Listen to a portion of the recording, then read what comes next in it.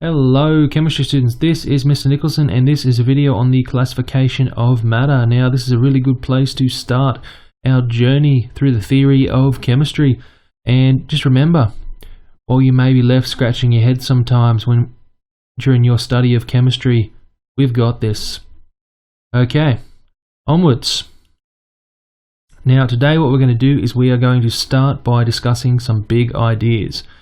And our number one big idea is if we try and put everything in the universe, the entire universe, the grand kumbaya, alright, into one of two categories, what we have is matter and energy. That makes up everything. Alright, and by matter what we mean is we mean material that has a mass and it takes up space. We mean things, stuff. Alright, and matter's a fairly, as a concept, it's a pretty easy concept to grasp because largely you can hold it in your hands. You're made of it, you interact with it. It's the second category here that we actually struggle with at times, which is energy. Alright, and energy does not have a mass, it doesn't take up space, but it is what actually moves matter. And so when it comes to it, over the course of this first year of our study of chemistry, what we're going to be doing is we are going to be really concerning ourselves with the rearrangement of matter. That's chemistry in a nutshell. But we're also going to be looking at and examining how energy actually affects that.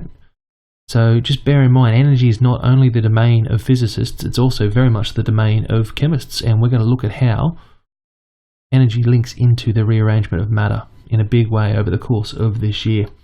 Now, we really need to actually give energy a bit of a better definition at this point. And what we'll do is we will quite simply just state that it is the ability to make things move, and light, heat, sound, motion or kinetic energy and electricity all fall within that, and they can all actually take part and interact with chemical reactions and be a part of chemical reactions. And so that's what we're going to use as a definition of energy at the moment, but we will build on that. We will keep coming back to that and we will look at how that actually interacts with chemical reactions over time. Okay, so as we get started just here, let's take a look at matter. Okay, now matter itself, alright, what we know right now and coming into chemistry right now, into the course, you would already know quite a few things about matter. For example, you would be aware that matter is actually comprised of small particles known as atoms. Okay, and these small particles are, at the atomic scale, are actually comprised of even smaller particles, notably electrons and a nucleus in the middle, which itself is made up of even smaller particles. Just down here, the proton and the neutron.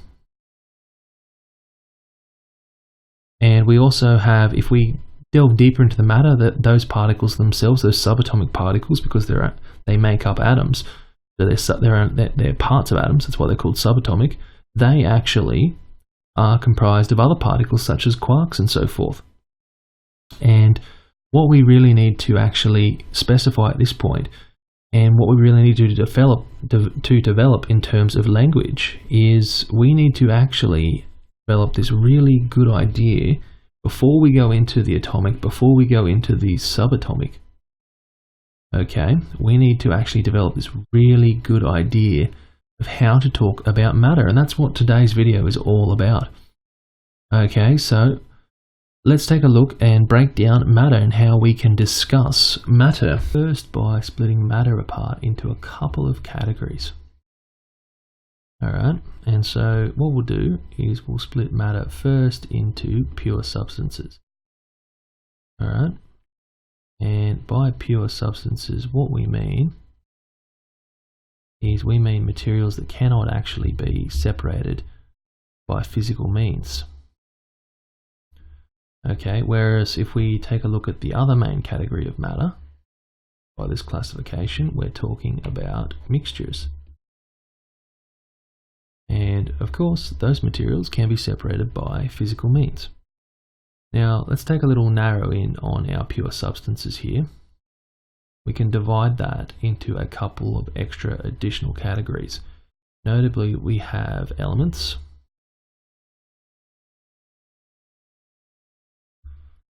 okay, and we also have compounds.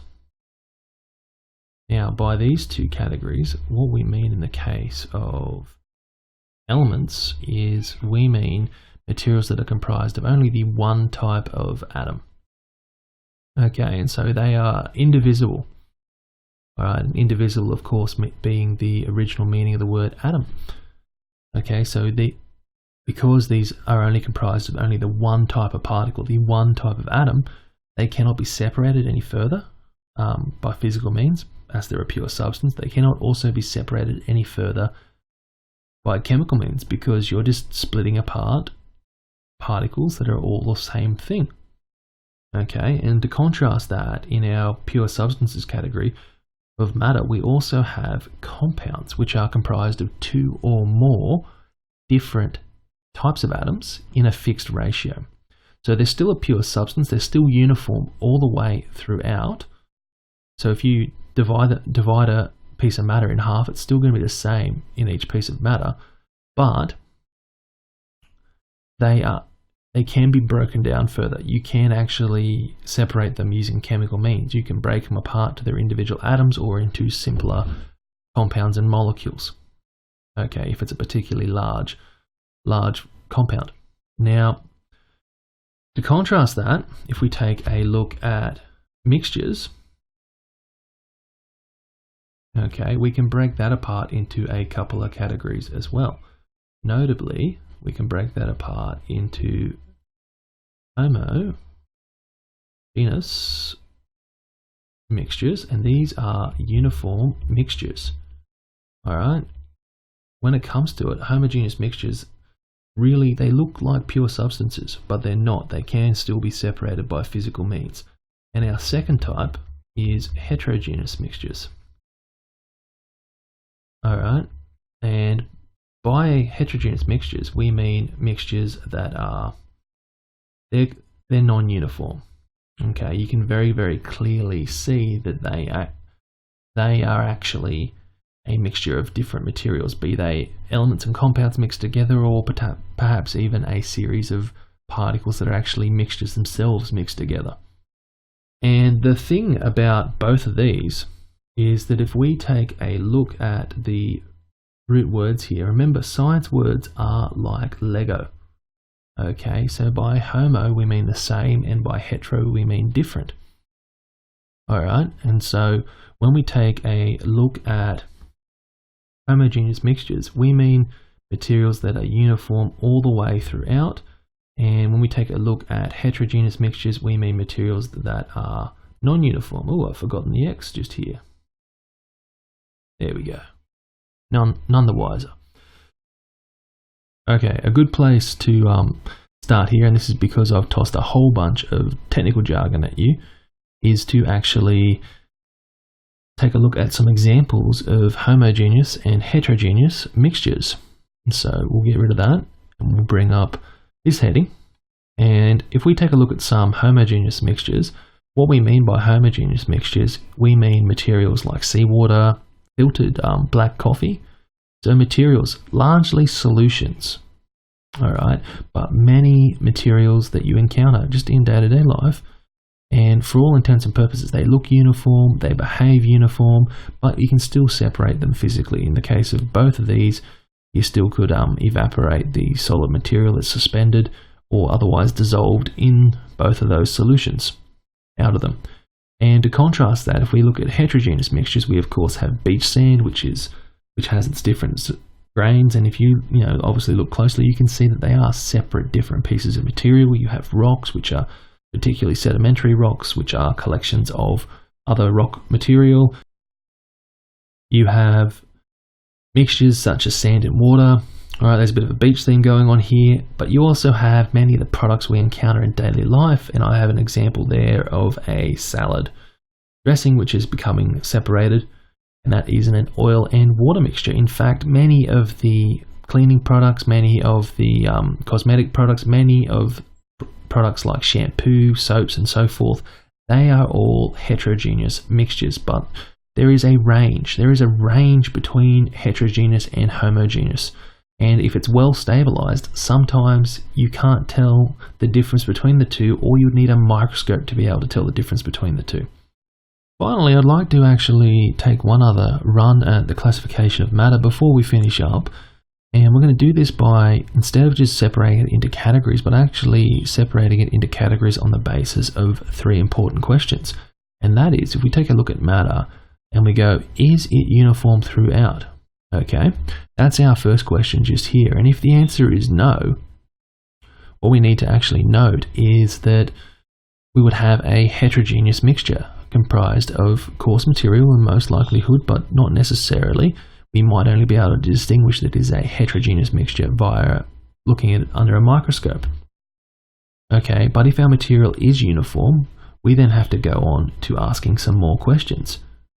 Alright, and we need to actually go, can we actually separate this mixture by physical means? Alright, and so if we take a look at that, and if the answer is yes, we have a homogeneous mixture. If the answer is no, then what we actually have is we have a pure substance. Alright, and that leads us on to our third and final question, which is, can we break it down further by performing some chemistry? And if our answer in this case here is yes, what we have is a compound. But if our answer is no, we have ourselves an element. Alright, and I say this by, actually I want to preface this, when we look at most of the world when we actually go and we interact with matter, we are going to be interacting with mixtures. In particular, we are going to be interacting with heterogeneous mixtures for the most part, but we also have some very notable homogeneous mixtures, and it really comes down to how you look at it. Alright, air could be viewed as a homogeneous mixture, unless of course you consider the suspended particulate matter in air, in which case you'll be looking at it as a heterogeneous mixture. Likewise, the same at the beach. You'd look at seawater as being a solution containing salts such as sodium and potassium, as well as magnesium and calcium ions, but at the same time it would also have suspended particles. It would have stuff like sand in it. It would have seaweed particles and, well, fish in it, and so in which case it's more heterogeneous in nature. But if you just looked at it in terms of the liquid component, it would be closer to homogeneous. Okay, so what you need to do when you're actually looking at matter and we're actually using these definitions is to employ a little bit of common sense and actually decide where these criteria actually lie in the case of what you're actually working with. Okay, so that's it for this video. Thank you for watching, and I'll see you in class.